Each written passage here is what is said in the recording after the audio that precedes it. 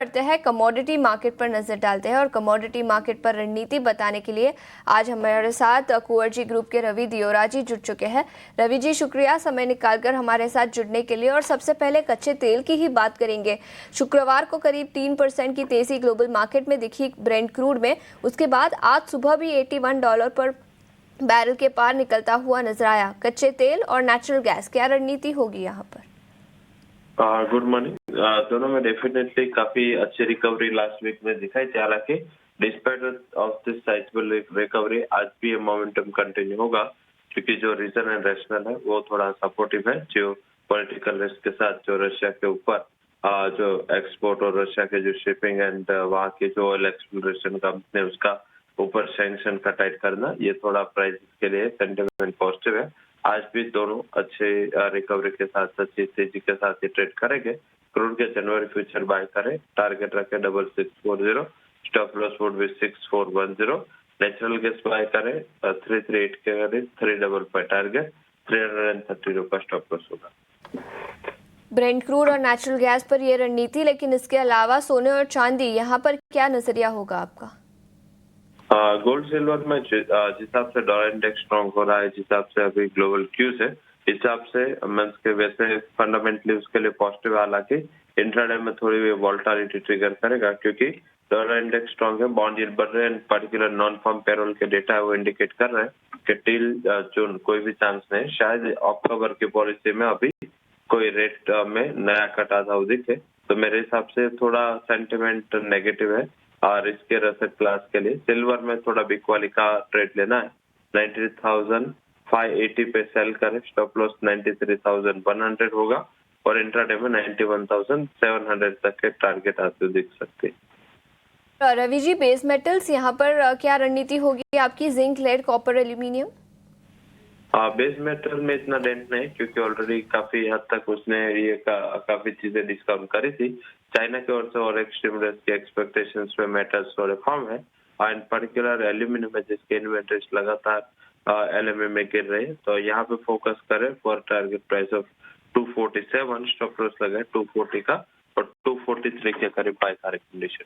ठीक है, तो ये नजरिया बेस मेटल्स पर। रवि जी बहुत बहुत शुक्रिया समय निकालकर हमारे साथ जुड़ने के लिए और कमोडिटी मार्केट पर अपनी रणनीति बताने के लिए। रिपोर्ट से क्या निकल कर आया है उस पर नजर डालेंगे। और सबसे पहले एवेन्यू सुपरमार्ट, डी मार्ट, अभी शरद ने नतीजों के बारे में बताया, उस पर भी कुछ ब्रोकरेज रिपोर्ट्स आई है। नुवामा ने होल्ड की रेटिंग बरकरार रखी है, 4,212 रुपए प्रति शेयर का लक्ष्य रखा है। मोतीलाल ओसवाल की बात करें तो खरीदारी की राय बरकरार, 4,450 रुपए प्रति शेयर का लक्ष्य। और आईसीआईसीआई सिक्योरिटीज ने 3,300 रुपए प्रति शेयर का लक्ष्य दिया है। अक्रॉस द बोर्ड नतीजे तो कमजोर ही रहे हैं। मार्जिन नुवामा को लगता है कि अगले कुछ क्वार्टर्स तक अभी भी कमजोर रह सकते हैं। और इसी के साथ नुवामा ने अपने रेवेन्यू और प्रॉफिट आफ्टर टैक्स एस्टिमेट्स घटा दिए हैं FY25 और 26 के लिए। तो across the board brokerage houses का भी नजरिया एवेन्यू सुपरमार्ट के नतीजों को लेकर कमजोर ही है। तो 3 ब्रोकरेज रिपोर्ट्स एवेन्यू सुपरमार्ट पर। इसके अलावा श्रीराम फाइनेंस पर एक रिपोर्ट आई है मोतीलाल ओसवाल की। खरीदारी की राय बरकरार रखी है, 700 रुपए प्रति शेयर का लक्ष्य रखा है। उनका मानना है कि एनबीएफसी सेक्टर पर ये उनका टॉप पिक होगा। तो Shriram finance profit after tax 19% का CAGR कंपनी अगले 3 से 4 सालों में रिपोर्ट कर पाएगी और फर्दर री रेटिंग ये स्टॉक में हो सकता है, ऐसा मोतीलाल ओसवाल का नजरिया है।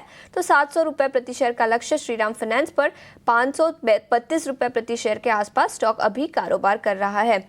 इसी के साथ मक्वेरी की रिपोर्ट आई है पूरे फाइनेंशियल सेक्टर पर। उनका मानना है कि FY26 में लोन ग्रोथ इंप्रूव होता हुआ नजर आ सकता है। तो कई सारे स्टॉक्स जो आपके स्क्रीन पर आ रहे हैं, उन्होंने टारगेट प्राइस और अपनी रेटिंग दी है। LIC को अपग्रेड किया है, न्यूट्रल की रेटिंग। ICICI लोम्बार्ड को भी अपग्रेड कर अब ओवरवेट की राय दी है। SBI लाइफ, PB फिनटेक को डाउनग्रेड किया है। तो सभी स्टॉक्स जो मक्वेरी की रिपोर्ट आई है उसके दम पर फोकस में रहेंगे। टारगेट प्राइस आपके स्क्रीन पर। इसके अलावा मॉर्गन स्टैनली की 2 अंडरवेट और ओवरवेट की रिपोर्ट आई है। सबसे पहले आदित्य बिरला कैपिटल की बात करेंगे। मॉर्गन स्टैनली ने अपग्रेड किया है स्टॉक को, ओवरवेट की राय दी है, 247 रुपीस प्रति शेयर का लक्ष्य रखा है। उनका मानना है कि 20% का AUM CAGR कंपनी अगले कुछ सालों में रिपोर्ट कर पाएगी और एसेट क्वालिटी पोजीशन भी कंपनी की अच्छी है। आदित्य बिरला कैपिटल के अलावा PB फिनटेक, इस स्टॉक को उन्होंने डाउनग्रेड किया है, अंडरवेट की राय दी है और 1400 रुपये प्रति शेयर का लक्ष्य रखा है, जहां पर उनका मानना है कि EV टू एडजस्टेड एबिटा काफ़ी एक्सपेंसिव, यानी वैल्यूएशंस के पर्सपेक्टिव से देखिए तो स्टॉक काफ़ी एक्सपेंसिव है और पैसा बाजार जो कंपनी की सब्सिडरी है, सबसे इंपॉर्टेंट सब्सिडरी, वहां पर भी चैलेंजेस है। तो दोनों ही रिपोर्ट मॉर्गन स्टैनली की अपग्रेड और डाउनग्रेड के दम पर आज फोकस में रहेंगे। तो कई सारे स्टॉक्स जो ब्रोकरेज रिपोर्ट्स के दम पर अपने नज़र पर रखे।